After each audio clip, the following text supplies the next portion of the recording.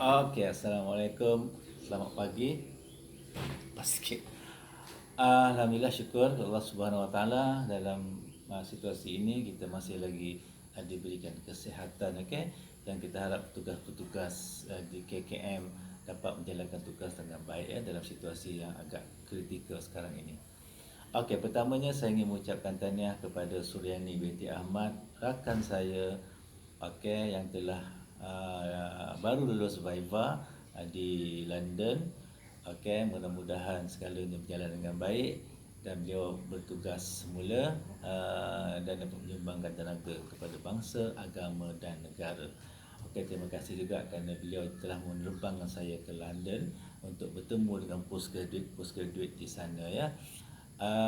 Jadi hari ini saya nak sambung tentang kajian kualitatif, satu perkataan sahaja yang maybe menimbulkan kepelikan sedikit. Okey, kenapa pelik? Kerana perkataan ini tidak ada dalam kajian kuantitatif. Okey, itu perkataan coding. Okey, kenapa kajian kualitatif sering kita menggunakan satu pendekatan analisis data yang dikatakan sebagai coding. Okey, dalam dua video sebelum ni saya menyebut tentang data yang mendalam daripada satu temu bual ataupun kupasan yang mendalam daripada satu buku ataupun dokumen, okey, dan data yang banyak ini kadang-kadang sukar untuk dikendalikan.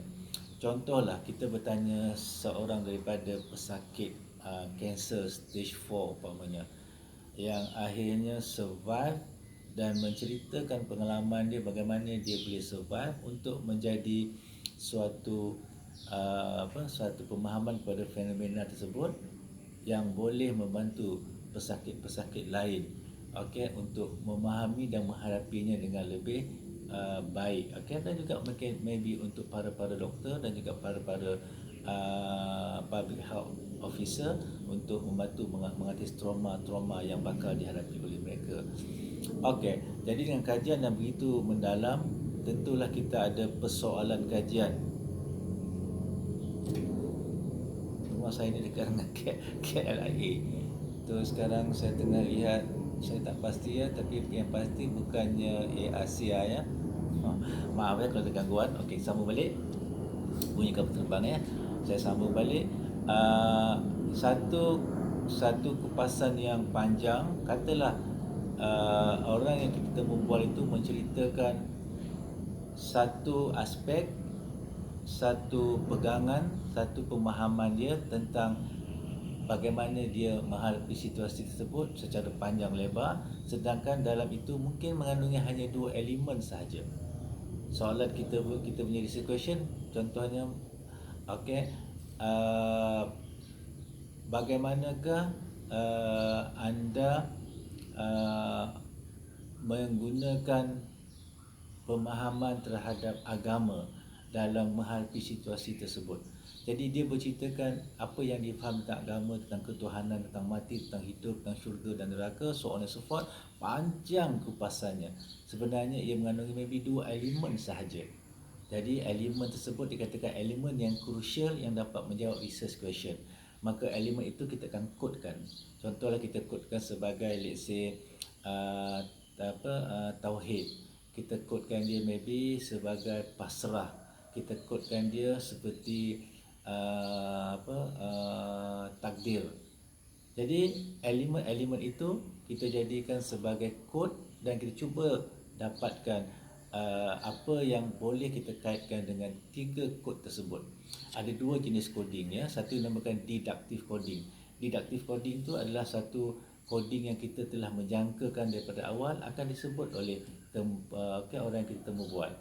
Tapi kita tak pasti butirnya, tapi kita menjangkakan kemungkinan besar akan disebut oleh mereka yang kita temu buat. Namanya adalah deductive coding.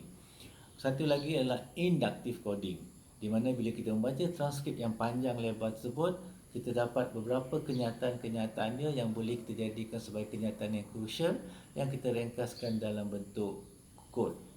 Jadi semua kod ini daripada beberapa orang yang kita interview akan menunjukkan persamaan-persamaan tertentu dan kita boleh gabungkan dia untuk menjadi tema-tema.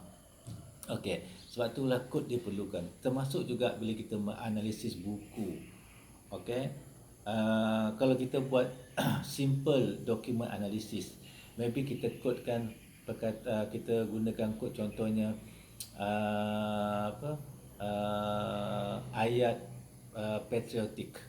Okey, di mana dalam buku tersebut semua ayat-ayat yang menggambarkan kecintaan kepada negara kita kodkan sebagai ayat patriotik. Kadang-kadang satu muka surat, dua muka surat menceritakan perkara yang sama, kita kodkan sebagai ayat patriotik. Jadi bila kita lakukan itu, maka kita boleh memberikan tafsiran kepada buku tersebut dan juga transkrip daripada orang yang kita temu buat. Sebab tu kod diperlukan. Ada 3 jenis kod yang kita kena faham. Open coding, kita baca semua dulu baru kita buat kod-kod. Kadang-kadang kita perlu adalah axial coding, di mana kita akan melihat daripada 3 dimensi. Okey, axial coding tu paksi X, paksi Y, paksi Z.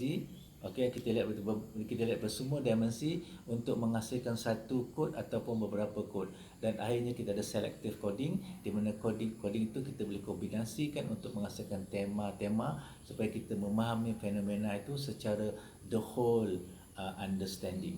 Okey, bukan pada satu penemu bual tapi pada beberapa partisipan yang telah kita temu bual, dan kita dapat satu gambaran jelas apakah yang mereka lakukan, mereka hadapi, pemahaman mereka tentang situasi tersebut. Sebab tu coding diperlukan dalam kajian kualitatif. Okey, itu saja. Sebelum kita bertemu dalam video seterusnya. Assalamualaikum warahmatullahi wabarakatuh. Jangan lupa subscribe. Bye bye.